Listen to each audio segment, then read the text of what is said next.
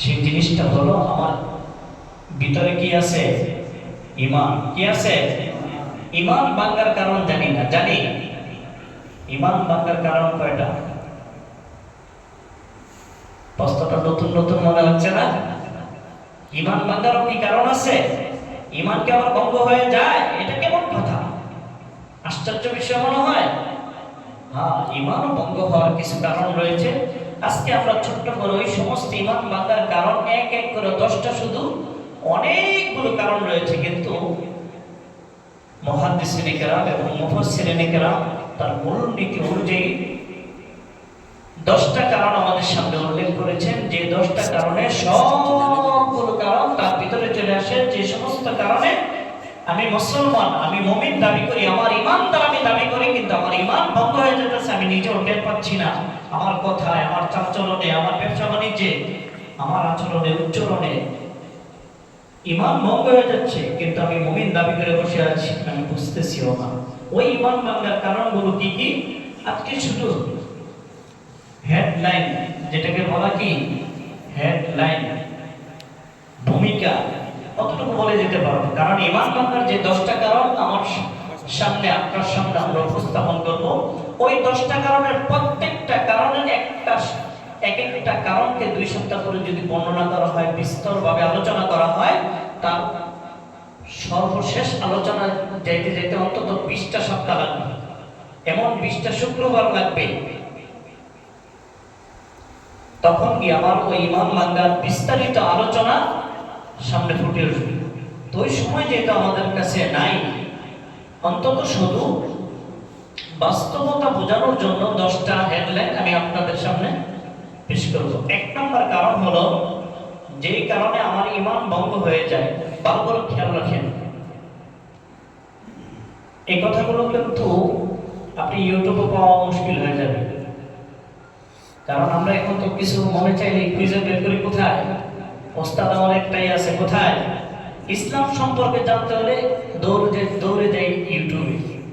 ইসলাম সম্পর্কে সঠিক তথ্য এবং সঠিক জ্ঞান শিখতে যে সমস্ত উপকরণ দরকার, আমরা ওদিকে না ফিরি কোথায়? ইউটিউবে। আপনি ইউটিউবে একসাথে 10টা পাওয়া মুশকিল হয়ে যাবে। ওই 10টা আলোচনা আমরা আজকে আপনার সামনে পেশ করব। 1 নম্বর কারণ হলো শিরক করা। 1 নম্বর কারণ কি? আমার সাথে সাথে বলতে হবে, 1 নম্বর কারণ কি? শিরক করা।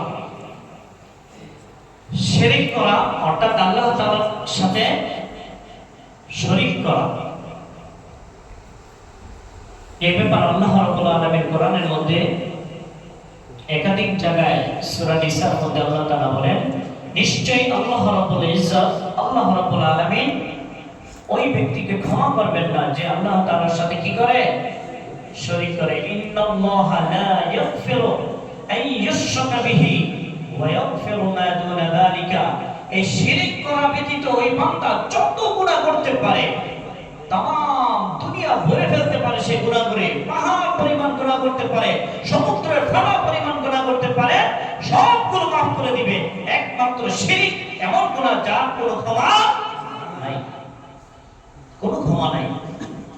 আল্লাহ রাব্বুল আলামিন বলেন, ওয়া ইয়াগফিরু মা দুনা যালিকা লিমান ইয়াশা। আমরা চাইলে অন্য যা গুনাহ করে সবগুলো মাফ করে দিতে পারেন, কিন্তু শিরকের গুনাহ আল্লাহ তাআলা কি করবেন না? মাফ করবেন না। আর শিরকগুলো হয় কোথায় কোথায়? এগুলোর আলোচনা খুঁজে একটা বের করতে হলে লম্বা সময়ের আলোচনা। এখন সবচেয়ে বেশি শিরক হয় কোন জায়গায়? বিধর্মী যারা আছে তারা তো আছেই, তাদের আলোচনা বাদই দিলাম। আমরা মুসলমান যারা নামে কাজে শিরক করি, এই শিরক 2 প্রকার। একটা হলো বড় শিরক আকবার, আর একটা হলো শিরক আসগর। তো এই বড় এবং ছোট সামষ্টিকভাবে এগুলো আমার দ্বারা কোথায় বেশি হয়? বিভিন্ন মাজারে হয়। কোথায়? তাহলে আমাদের আচরণে, উচ্চারণে, কথায় আমরা এই শিরককে লালন করব নাকি ছেড়ে দিতে হবে? অসুস্থ হয়েছি, আমি অসুস্থ, কিংবা আমার বাবা অসুস্থ, কিংবা মা অসুস্থ, সেই কি খাইলা তুমি, তোমার পেটটা নষ্ট হয়ে গেল, তা দোষ দিতেছি কার? কার দোষ দিতেছি? যে খাবারটা খাইছে ওই খাবারে তাকে কি অসুস্থ বানায়া দিছে। আসলে কি খাবারে অসুস্থ বানাইছে? এটাকে বলা হয় শিরকে আসগর, ছোট্ট শিরক। তা আমার কথায়, আমার কাজে, আমার আচরণে, আমার উচ্চারণে যেন শিরকের কোনো গন্ধ না থাকে, এক নাম্বার কাজ থেকে আমার বিরত থাকবো তো ইনশাআল্লাহ। দুই নাম্বার কাজে আসি। দুই নাম্বার কাজ হলো বান্দা এবং আল্লাহ রাব্বুল ইজ্জতের সাথে মধ্যবর্তী জায়গায় একটা মাধ্যম বানানো। মাধ্যমটা কিভাবে বানায়? সহজ উদাহরণ, সমাজে এখন যেমন গতকালকে আমার সাথে ঘটে যাওয়ার ছোট্ট একটা ঘটনা শোনাই। ব্রাহ্মণবাড়িয়া থেকে ট্রেনে উঠলাম, আমার সাথে উঠছে ছোট্ট ছোট্ট খোসা খোসা দাঁড়িয়ে একজন ব্যক্তি, মাথায় বিশাল টুপি। তিনি আমাকে অনেক আন্তরিকভাবে বলছেন, হুজুর এখানে বসে নেই, সিটটা আমরা একসাথে বসে যাই, আমার তো সিট বুকিং করা, আপনার তো সিট নেই, আপনি দাঁড়ায় আছেন, বসেন। বসার সাথে সাথে উনি আলাপ জ্বালিয়ে দিয়েছে বিভিন্ন বিষয়ের কথা, ইসলাম নিয়ে। এক পর্যায়ে উনি বলতেছে, হুজুর আমি কিন্তু একজন পীর সাহেব। আমি আশ্চর্য বললাম, আপনি আবার পীর সাহেব, তা আপনার দাড়ি কোথায়?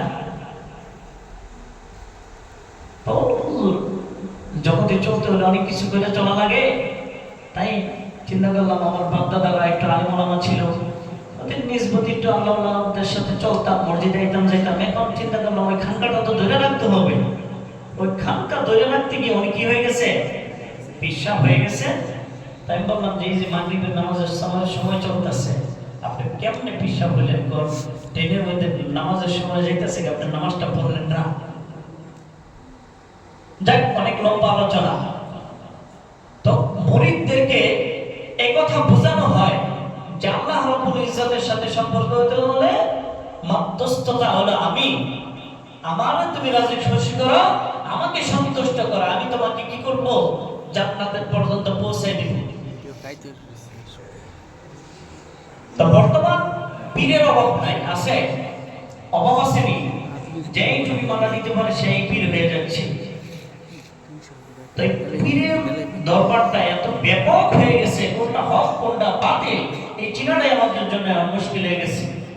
সাধারণ মানুষ বুঝবে তো পরে, কিন্তু আমরা যারা ওলামায়ে কেরাম আছে এরাও বুঝতে আমার কষ্ট হয়ে যায় কোনটা হক আর কোনটা বাতিল। এজন্য সাবধান। যারে তারে যার তার দরবারে দৌড়াদৌড়ি করে নিজের ইমানকে বিকিয়ে দেওয়ার কোনো অর্থ মুসলমানদের হতে পারে না। 3 নাম্বার, কাফেরকে কাফের মনে না করা।